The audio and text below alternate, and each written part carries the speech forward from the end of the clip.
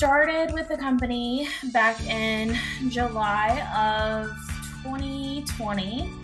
Um, my contract ended short, my very first one. And so I was looking for a new company to start with and hopped on Google and ended up finding Travel Nurses Inc. and really liked that it was nurse owned and nurse operated. That was something that really stood out to me about it. Yeah.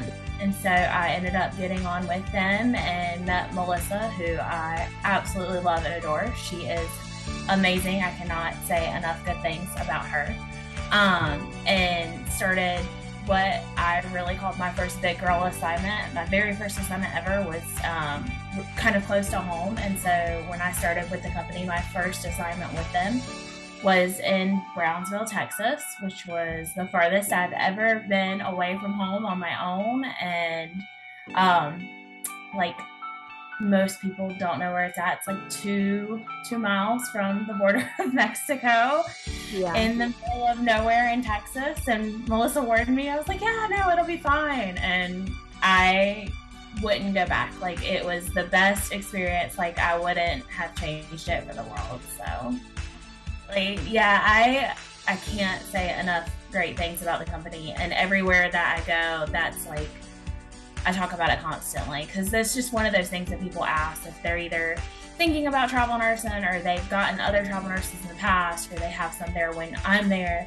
That's one thing that I get asked a lot. It's like, who do you work for and what do you love about your company? And I can't say enough good things about how great and supportive everybody in the company is. And it helps just having an amazing recruiter.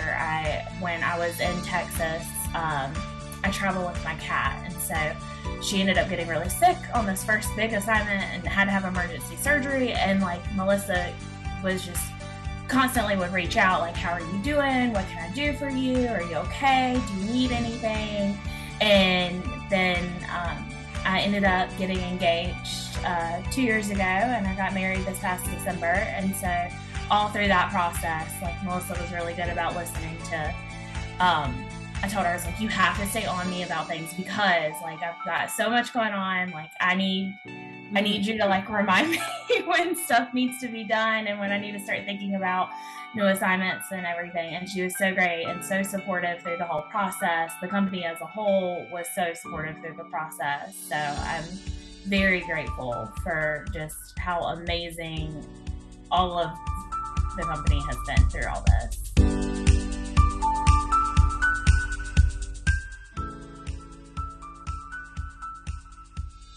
I was on the floor. I've been a nurse since 1988, and I was 19 years old. I started as an LPN in Rochester, Minnesota, working straight nights. And I ended up working a few years later, working with a guy. His name was Marvin, and our schedules mirrored each other. And he ended up going to surgery because he wanted to just have something different. And he's like, you'd like it. You'd really, really like it. So I went and I shadowed, and I'm like, this is kind of cool. You get to see inside people. You get to fix people. So in 2003, I transferred from working on the floor to working in the operating room. I've been doing it for almost 20 years. Now that I think of it, in 1995, I got my RN. I took my it was a home study program, and then you went and you tested out of the subjects. Mm-hmm. And I took my last test when my first daughter was 9 days old. Yeah, it was crazy. When you think back, it's like, oh my land. The things that you think are normal and you just do. I was only going to be a nurse for a little bit. I don't know what I thought I was going to do, but here I am.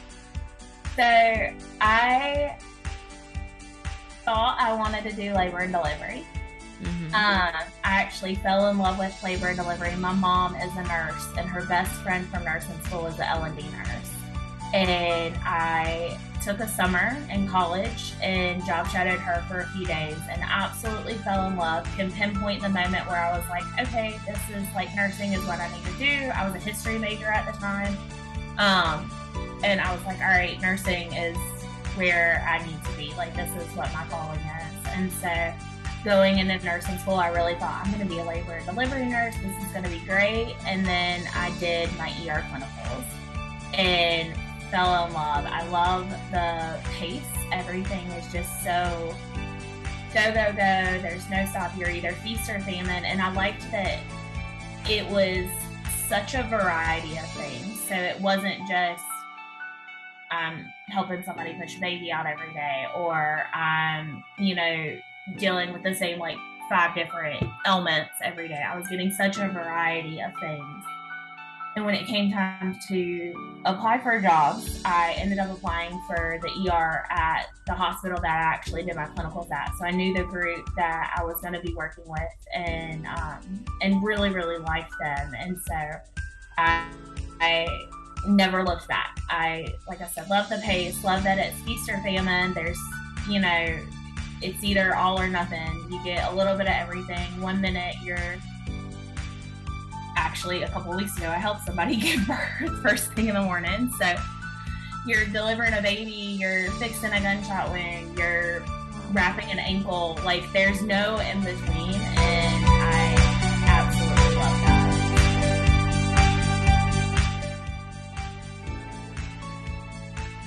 We do the same contracts, yes. That's just one of the lucky. We've gotten really, really lucky to where the places that we have applied, they've actually said, yes, you both can work the same shift. Sometimes I don't even see them at work. It's like, they're like, where's Chad? And I'm like, well, I know he brought me, and he better not have left me. He's here somewhere. Yeah, it's just depending on how big the operating rooms are, how many they have. We'll go to work together, and some days we don't really see much of each other, or some days we work with each other in the same room. It just depends on how things go. There's some facilities that don't allow it, but we don't have to work together. Sometimes I prefer not to.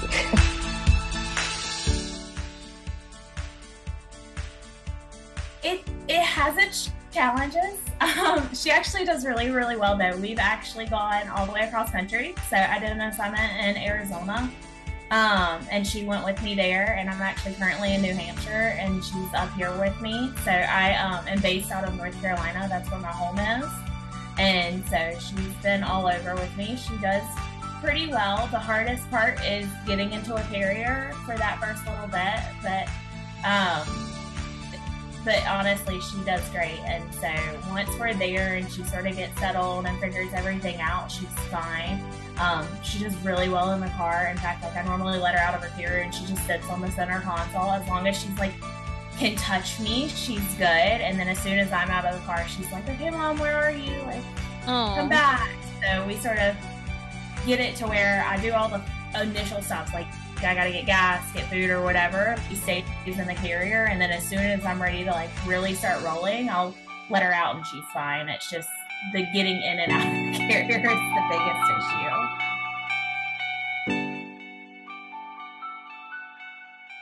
Yeah, we have a fifth wheel that we live out of when we're working.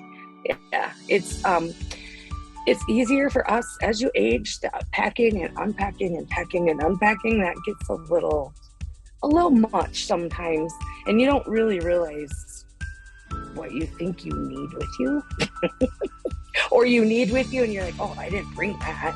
Yeah, I'll buy another one.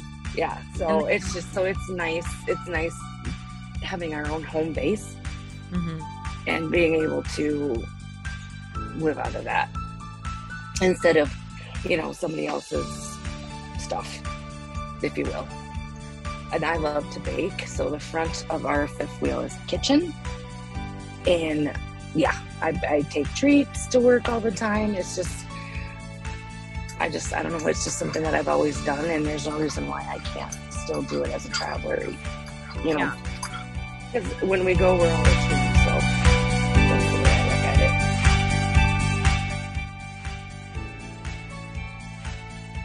So I read this question, and this is always a hard question for me because I feel like I learn so much about different areas, but also about myself in each assignment. So for me, it's sort of twofold because favorite location as far as where I was probably Bullhead City, Arizona. I had never been that far west.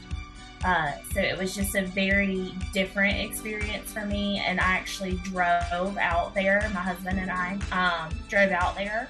And and it was really cool to just see a new part of the country. And then it allowed me, I had never been to Vegas, I had never been to the Pacific Ocean. So he actually flew out to visit, and we took a trip to Vegas, took a trip to LA.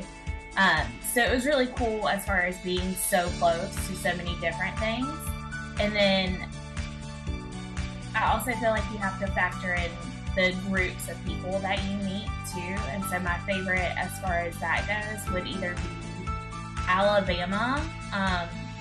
Was really good. I was in Anniston, Alabama. I'm still really close and connected with a lot of people there. I actually found my wedding dress in Birmingham, which was just a really funny story. I was all by myself when I got it, but I had to fly back to get my wedding dress. And so when I did, for one of my fittings, I actually drove over to Anniston. It was about an hour from where I was staying, and like went back and visited at the hospital and hung out with everybody there. So that's probably one of my favorite as far as like those people that I've gotten to work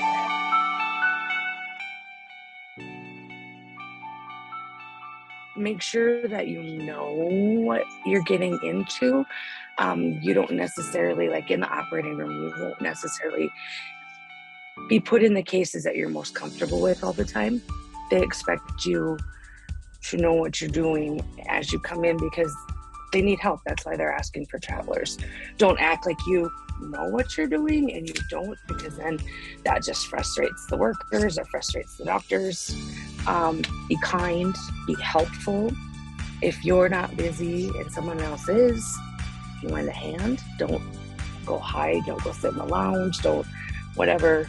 Just let them know that you're there to help. And a lot of people get a little edgy sometimes with the travelers because they think that sometimes they think that we're there to take their job.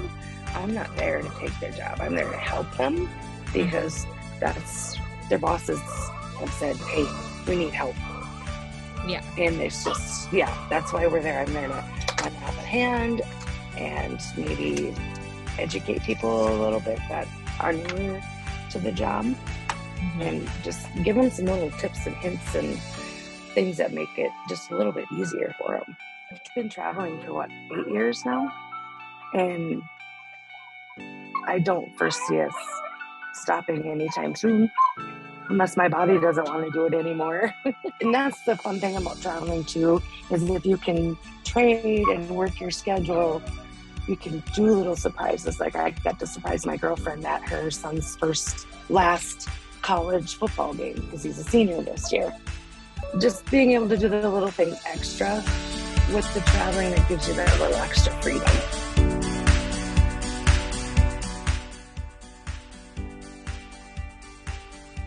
So this is actually the first assignment where I've tried a local church.